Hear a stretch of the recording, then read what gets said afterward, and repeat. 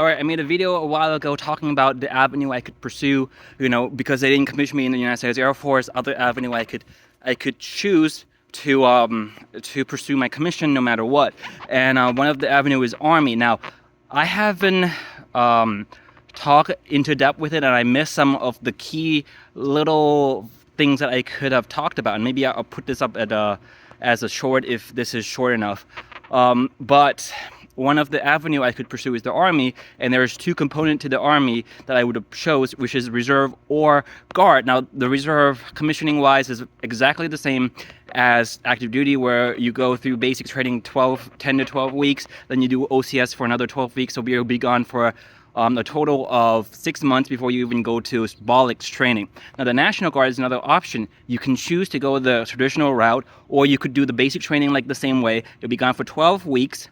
But then after basic, you can choose to do state basic training, where you only do the traditional guardsman drill, where you do that for 18 months of OCS, where you would go for 2 days out of the month, and then like 2 weeks out of the year. So when you first start your OCS, you go for the straight 2 weeks straight of OCS. And that would be your drill, 2 weeks of drill. And then afterwards, then you could just do like the once a month until you graduate. That's take a total of 18 months to graduate. So that's an option. If you have a family like myself, you could choose that. You won't be gone as long. Now, you still have to go to basic, and it still sucks, unless you did special forces in the Air Force, or you do security forces, or you're a Marine.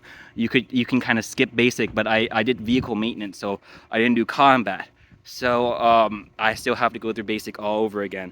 Now, the good thing about the difference between reserve and guard is that guard, you'll get your commission, your job in the guard, in the OCS, right? They don't, you don't know your job before you leave. You just go as an 09 Sierra, which means you're gonna be guaranteed an officer slot, but you don't know your job. In the reserve, in the Army, that's the only branch that you know exactly what MOS you're going as, right? So you're going as, let's say, like you if you want to be a civil engineer, you can just not sign your contract until you get that slot.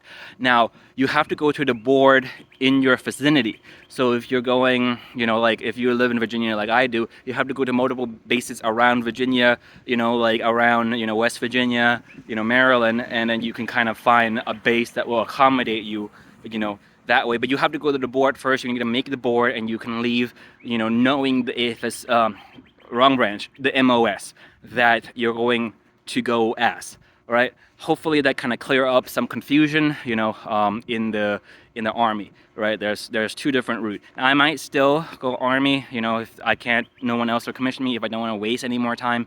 The Guard seems like it's a good avenue in that case, but I've already been in the Guard long enough to know that it's a completely different animal, and they tend to be a little more tribal when they're with their culture and stuff like that versus the reserve. But that was in the Air Force. I don't know how it is going to be in the Army, so I don't know yet.